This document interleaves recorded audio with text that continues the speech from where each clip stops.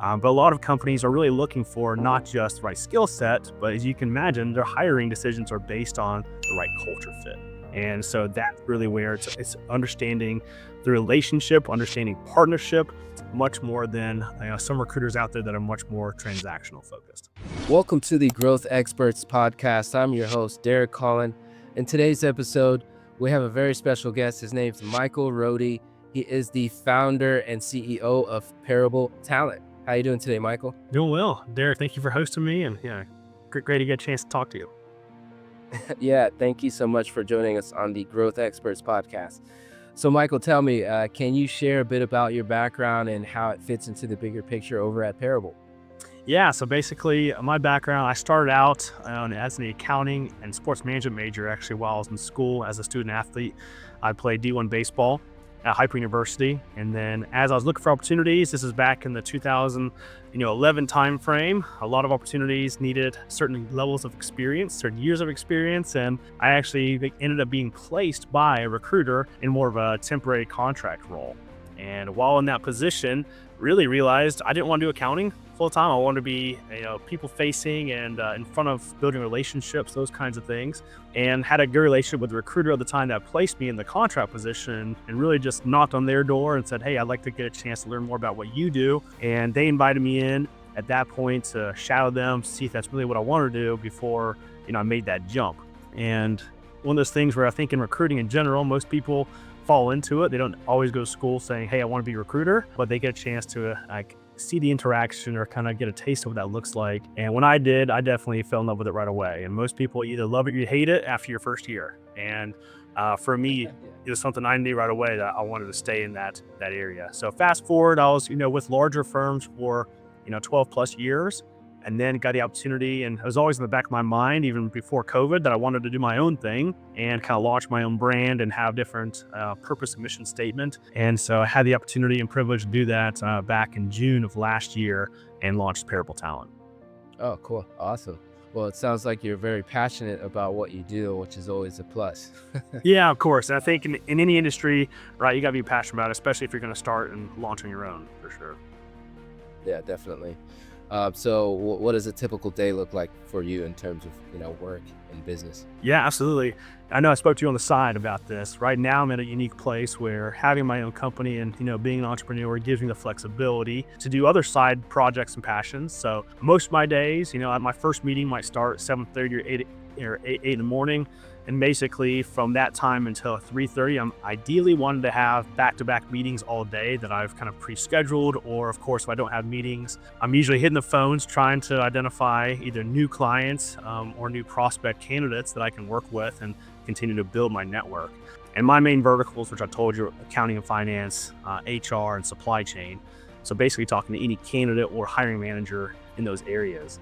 And then usually, right now, I'm in a season where I'm coaching baseball, a local high school baseball team. So around 3:30, I kind of wrap up, head to the baseball field, and kind of my other side passion project that I'm working on too. Oh, that's awesome. Yeah. What age level do you teach baseball? So it's a varsity level for a high school, and it's a private school. So I do get the opportunity to pull up some, eighth graders that have the talent to kind of come up to the varsity level. So basically eighth graders and up all the way through seniors. Oh, cool. Awesome. Very cool, man. So what major shifts are you currently seeing in your industry right now? Yeah, great call out. And a couple things I've noticed too is that these larger firms are starting to compete now with some companies that are doing more of like a network-based approach. So what I mean by that is there's some agencies out there where they don't really have W-2 employees. They now have a lot of 1099s. Like, hey, they're bringing somebody that is branching out. They're more or less starting their own firm, but instead of having their own brand, they're kind of representing a different brand and kind of paying an administrative fee. And that's something that some of these recruiting firms, because there's a much higher commission structure now for that person, it's attractive to a high producer to say, hey, I'm going to go kind of do this my own. And even if I got to pay the, 20%, 30% to another brand name, that's something where I can kind of develop my book of business. I'm confident enough in my skills and the network I've built to be able to repeat this and to be able to replace my salary and have more flexibility and more kind of autonomy in how they operate. But again, the nice part with some of those firms is they still have a network that's built. And so that's a big shift that I've seen for sure. And of course, with AI, that's something I know that we were talking about yesterday as well. Just there's a big shift in how people are prospecting, how they're finding people, and how they can automate certain tools to help make them more efficient, especially in my case where I'm a one-man show for now. Yeah. And you're coaching varsity. Exactly. And balancing the other demands of the schedule. Yeah, for sure. And so how has this trend, or in terms of AI and tech and these other industries or competitors, if you will, impacted your business or growth strategy? Yeah, I wouldn't say it's impacted my business a ton. I would say one thing that I have noticed though, back from, I'll just say, the pre-COVID time frame, is that it's harder to get in touch with people, right? And it takes more touches. It definitely takes more of the weeding out. Like, is this person real? Is this something that's value add? And I think more than ever, you can probably check your own phones, right? How many text messages are you getting that are AI generated, or how many emails are you getting, right? And trying to really decipher, is this something that's really going to add value, or how did this person even get my contact information, right? Yeah. And we can even relate to those times where we might pick up the phone and answer something, and it's like you hear the beep, like it transfers to somebody else. So maybe there's even automatic dialers, those things are happening. So you have to rely heavily on your network and having what I say a one call away conversation. So say if I spoke with you and you refer me to somebody else, if you gave that person a heads up that I'm going to call them, they're more likely to answer, they're more likely to return that message at the same time. So still utilizing tools like that for relationship, but also utilizing tools where maybe I am layering in some email marketing or some, AI driven messages and automation to help warm up those touches, so that then I can actually have a conversation, and provide the true human connections that we all want. Yeah. Yeah, no, definitely. What types of industries do you go after? You want to talk about your ICP and, what it is you do, and kind of elaborate, go in a little bit more detail? Absolutely. So, I mean, my ICP is usually going to be decision makers that are at companies and that small to mid-size. And so I kind of target that 30 to 250 million, would be like a sweet spot. Obviously, the larger than that and they've got a larger team, absolutely want to talk to them, but usually there's a little bit more red tape, or there's more decision makers that are part of the fold. But I found in that area, one, they've got the budget to pay for fees, and then two, right, that's where they don't always have a dedicated resource as like a talent acquisition or recruiter or corporate recruiter salary that they're already paying in those cases. And again, industry specific though, I'm actually pretty agnostic when it comes to industry. And honestly, as long as they're in my practice areas of accounting and finance, human resources, and supply chain operations, those are the types of decision makers that I'm targeting. Oh, cool. Do you ever place like staffing accountants? Yeah, so staff accountant absolutely would be one of the roles we focus on, and it could be everything from, like, I'll say that's the lower level of finance or staff or accounting and finance, and all the way all the way up through a CFO level. CFO, gotcha. Yeah. Pretty cool. Awesome. When it comes to the industry, what's like working well for you right now, in terms of your business? Not the industry, but what's working well for you right now in terms of your business, and what's kind of been frustrating? Yeah, what's working well is I've actually got my foot in the door and a couple clients in the area that are good clients. I think that's the cool thing too, is like being able to kind of select and be a little bit more choosy of who you want to work with, right? I want to work with good, so I can help the narrative and continue to build on their story. And that's kind of where the Parable Talent name comes from, is I want to build on, hey, what's the candidate's next chapter, but at the same time, really building the right story and the right next chapter for that client, that company at the same time. And so I'd say with that, is I've had some great clients I've been able to work with, and that's also led into repeat business where, there's several where it's not just one placement here or there, but I've had multiple placements with that same company. Awesome. Share with us Parable. What does it mean? Yeah, so a parable, obviously it's a little bit of a pun that most people get right away, is you're making a match, right? It's making a pair of, identifying a candidate that's going to be the right fit for that vacancy or for that impact opportunity with that company. But also, Jesus spoke in parables, in the Bible, and being able to share a narrative that goes well beyond a resume. Just like you or me, if we were to write a resume right now or update it to our current status, what we've been really hard to put everything into 2 pages, right? what you bring to a company. But a lot of companies are really looking for not just the right skill set, but as you can imagine, their hiring decisions are based on the right culture fit. And so that's really where it's understanding the relationship, understanding partnership, much more than some recruiters out there that are much more transactional focused. Yeah, I love that parable. Yeah, amen to that, man. That's very powerful. I love that. So when it comes to like metrics and key performance indicators and all that stuff, like which metrics are you most focused on improving right now, passive or active? That's a great question. And I'll say something coming from my training background, we talked about metrics and KPIs all the time, especially in a large firm. And it's where the rubber hits the road a little bit. It's like, okay, now when you're the one producing, it's like, how do you kind of create accountability? How do you create structure or, some sort of metric that you're trying to work towards? And I think a key one that I remind myself of, and anybody that's worked with me in the past know that I was really big in this at larger firms, is putting in daily and like short-term goals. And so if you look at like, okay, what's a weekly goal? What's a monthly goal that I want? Well, you can break it down and really put it into like, okay, what's my daily goal? How am I going to accomplish that? So for me right now, a lot of that is coming down to, am I getting 3 meetings a day? And those meetings could be a blend, of course. Am I getting at least 2 interviews or am I getting 1 client meeting? That's ideally my mix if I can get that. But certain days, especially when I've got active roles like I do now, sometimes that's going to be like I'm doing 3 or 4 interviews a day, but I'm still hitting that goal of at least 3 or more meetings each day. And so, of course, going back to the challenge, though, of sometimes hitting that is one, are you spending enough time calling and, contacting, whether it's LinkedIn messaging or, of course, emails and different tools like that to get on somebody's radar, to get those resumes from an interview perspective, right? But also, are we doing the right things to prospect and really dial in to talk to the right decision makers of people that are hiring, not just in general, but hiring right now that are in the verticals I specialize in.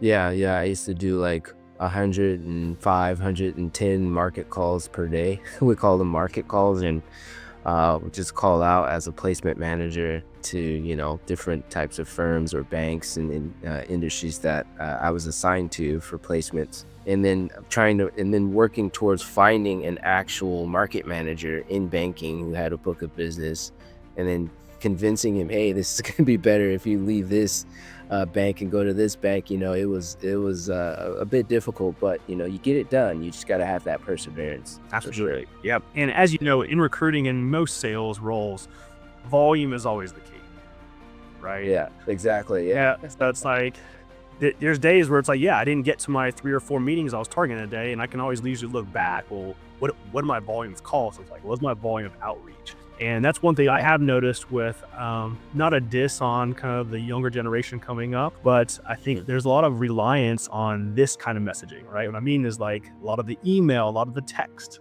and in-mails versus a little bit less of just picking up the phone and dialing. And yes, that may mean more voicemails, but it also means a little bit more strategy of like, what are you saying that's going to get them to call you back, right? What are you bringing from ad perspective? Yeah. And I think they're afraid to just pick up the phone these days, and they're hiding behind the screen, or even if they're using AI or email marketing. In some cases, you need to pick up the phone. Yep, absolutely. Yeah, definitely. Especially if you're in sales, and most people miss that aspect of doing placements and all the market calls that they got to do is are they improving their sales skills to convert them into a valuable prospect. And it can go beyond transactional, especially if you're building relationships. And absolutely, life is sales, but you still got to build that relationship. You don't just want to, hey, I got the best candidates, I'm going to place it, for your firm. And their outreach is just like kind of bland like everybody else's. You really got to build relationships. And I heard you hint on that too, beyond transactional. So, yeah. And here's an example, actually, funny enough, full circle. And this is just really recent for me. I had a college kind of career counselor back when I was figuring out what I wanted to do when I graduated from High Point University. And she worked with me. We met several times. I was trying to figure out like what I wanted to do after I graduated. And we had a good relationship at that point, kind of, I identified of her helping me and again, just kind of going forward. Fast forward now, it's basically 15 plus years, she's an HR director at a company. We've stayed in touch every now and then, not like we met for lunch every year or anything like that, but we stayed in touch, LinkedIn or just celebratory notes or phone calls here and there, seeing how you're doing. And, her company has a couple hiring needs. So she connected me to the, current VP of finance who happens to be retiring soon. So we're working on, some backfill opportunities with that company. But again, it comes back down to relationships and, staying in touch. And of course, being top of the radar for her in that moment of like, okay, we have a need. Most people are going to think about right away who they know, who they trust, who they like, right? Yeah. Or who's that's been referred to them recently. And so naturally, I think I was top of the radar for her because we did recently connect when I launched Parable Talent last year. Yeah, awesome. That's really cool. Yeah, I love that story. So it sounds like you were able to be transformative in someone's life and within the industry and build a strong relationship at the same time. That's a good report. Yeah, awesome, bro. So you're based out of North Carolina, right? Correct. Yep. Based in Greensboro, North Carolina. Awesome. So, if someone was, watching this right now, an accountant, maybe a finance manager or a CFO, or, your target ICP in terms of someone that you wanted to build a relationship with, what'd you say to, people who would want to work with you and, sign up with your services or your business? Yeah, absolutely. One, it's a risk-free opportunity, right? Because a lot of people want to find the best talent in the market, but they don't necessarily have the time, right? They don't necessarily have the resources, or they might have certain resources that just aren't the right resources, and they're not really providing the right kind of talent. So one thing I always recommend is find somebody that is local to your market. Because one, they're going to know certain key companies that they can target that are maybe going through layoffs or going through restructuring that are going to be more, those employees might be more susceptible to say, yeah, I'm going to consider something else. Also, they're going to have a little bit closer on the radar understanding of like which companies have the same industry or which companies use the same software to be able to kind of hit the right hiring profile that decision maker is looking for. So one thing I'll say is try to find someone that's a local recruiter, a local expert that also has, some years of experience. And in those instances, the network really speaks for itself, right? Of like, hey, are they able to provide, top talents in a quick manner? In most cases, when I talk to hiring managers, the urgent ones, like they want somebody now. And they usually say it's not a foreign concept of someone say, hey, I want to hire somebody yesterday. And obviously that can't happen, but it kind of shows like they're ready to find somebody quickly. And so I think sometimes just giving a recruiter like myself an opportunity to say, hey, let me showcase my talent. Nice thing is no risk, because if you don't hire anybody, you're not paying anything, but obviously it gives a chance to compete and identify, is this the best candidate for the job, and being able to really let the best candidate win in that case. Now, again, from the candidate perspective, if someone were to say, hey, I'm looking for an opportunity, I'd say it always starts with a conversation. And so to never be shy. A lot of candidates might reach out only one time on LinkedIn, or they might send a resume and not really have much of a follow-up. Just know that all recruiters are busy, right? And so being able to kind of stay on top of their radar sometimes if you don't get a first response, just being able to kind of follow up as well. And that's where obviously some tools come in too that can help, create automation or create a little bit of a priority sense too, of like which candidates I want to follow up with first, right? That are aligned. Yeah, definitely. Because it's always important to follow up with them, especially when candidates are ghosting. They think maybe you're ghosting them, but that's not the case. You're just actually serving and helping other candidates, and you're going to get to them as soon as possible and, make sure that you can get them placed in the position that they're seeking. Yeah. Am I right? Absolutely.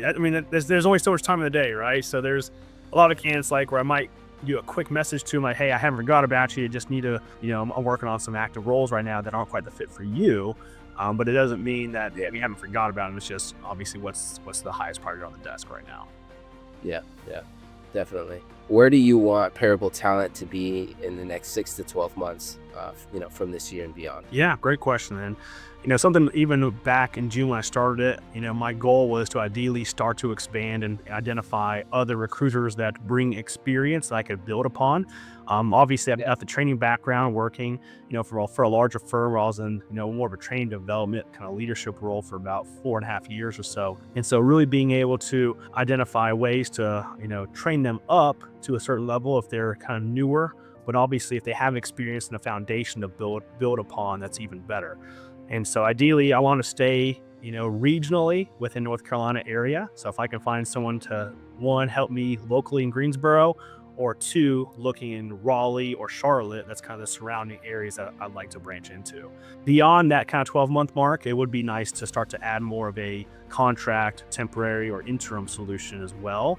And so that would be a different solution offering.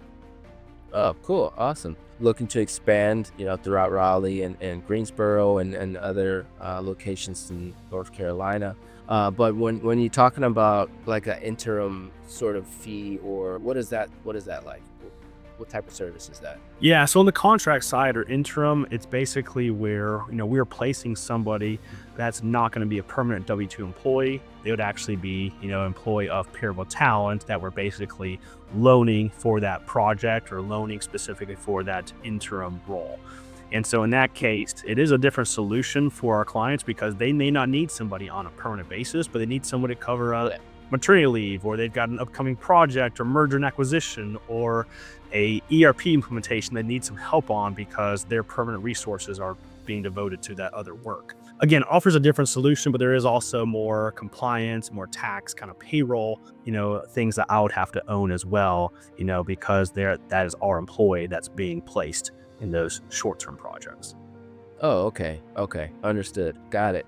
Oh yeah, very cool, man. Yeah. So, I mean, you mentioned, the goal is to kind of expand and set up interim type of services to assist with those, employers and company industry leaders. What does that look like if, you were to fix one thing, if you had a magic wand, there was something holding you back, what would that one thing be that you could fix right now? Great question.